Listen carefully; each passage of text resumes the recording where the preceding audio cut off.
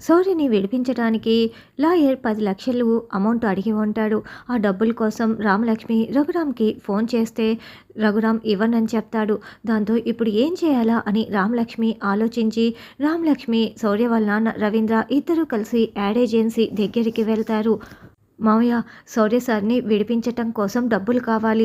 డబ్బులు ఎక్కడా కూడా దొరకటం లేదు కాబట్టి నేను ఈ యాడ్ ఏజెన్సీలో చేయాలనుకుంటున్నాను. ఇక తప్పడం లేదు మావయ్య అని రామలక్ష్మి చెప్పటంతో నాకు కూడా పరిస్థితి అర్థమవుతుంది కదమ్మా! కానీ శౌర్యకి ఇష్టం లేదు.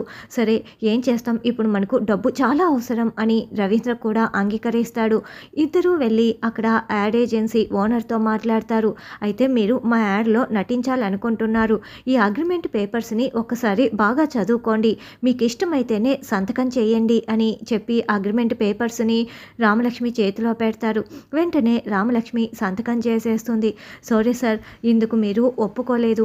కానీ డబ్బు కోసం మీ మాట కాదని ఇలా సంతకం చేయాల్సి వస్తుంది శౌర్య సార్. మిమ్మల్ని కాపాడుకోవటం కోసమే అని రామలక్ష్మి మనసులో అనుకుంటూ సంతకం చేసి ఇచ్చేస్తుంది. ఇదిగోండి ఈ 10,00,000 అడ్వాన్స్‌గా ఉంచుకోండి. మిగతాది తర్వాత పేమెంట్ చేస్తాము అని వాళ్ళు చెప్పటంతో రామలక్ష్మి చాలా సంతోషంగా అది తీసుకొని ఇప్పుడు శౌర్య సార్‌ని వెంటనే విడిపించుకోవాలి అని దేవుడికి కృతజ్ఞతలు తెలుపుకుంటూ ఉంటుంది. అలా లాయర్‌ని తీసుకొచ్చి బెయిల్ ఇప్పించేస్తుంది. ఆ శౌర్యని వదిలేయండయ్యా అని ఇన్స్పెక్టర్ చెప్పటంతో లాకప్ ఓపెన్ చేయగానే శౌర్య బయటికి వస్తాడు.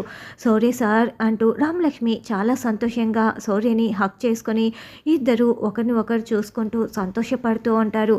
మరి యాడ్ ఏజెన్సీలో అగ్రిమెంట్ చేసుకోవటం వల్లే మిమ్మల్ని 10,00,000 ఇచ్చి బయటికి తీసుకురాగలిగాను అని రామలక్ష్మి చెప్పినప్పుడు శౌర్య ఏ విధంగా రియాక్ట్ అవుతారు, వీళ్ళిద్దరి మధ్య మనస్పర్ధలు రానున్నాయా అన్నది రానున్న ఎపిసోడ్లో తెలుసుకుందాం.